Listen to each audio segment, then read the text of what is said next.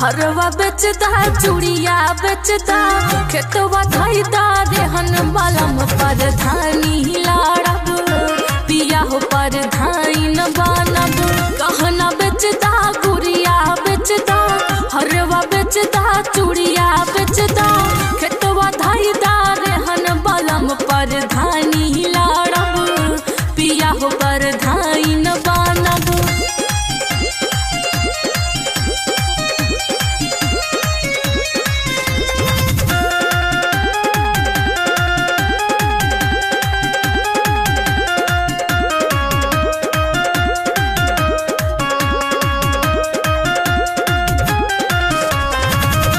जितला के बाद हमर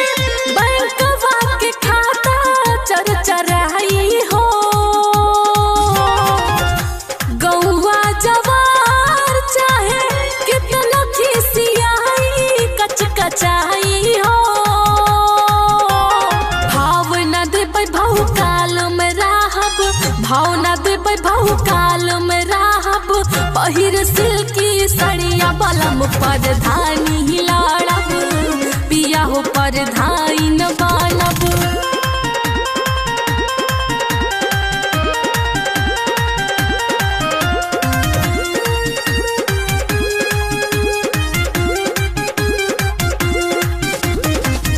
ईटा के देवाल पे ऊटी पला से तरहो आई हो ओकरा ऊपर चूना पेंट रंगाई पोताई लकलकाई हो ए मोर बल मुँह ये हो करे जा ए मोर बल मुँह ये हो करे जा बदली राहन साहन बलम परधानी लाड़ब पिया हो परधाइन बनब।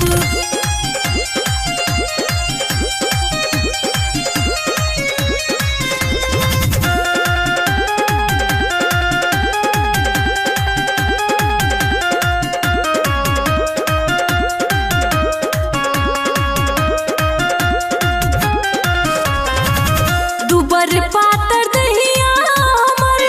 देखिया कुछ दिने में मोटाई हो गौआ तिलवारिया के नमवा के रोशन हम कराइब हो बैठी बुलेरो परधाइन कहाइब बैठी बुलेरो परधाइन कहाइब जुड़ाई हमर जहन बलम परधानी लाड़ब अनुजी मुखिया इन बाला।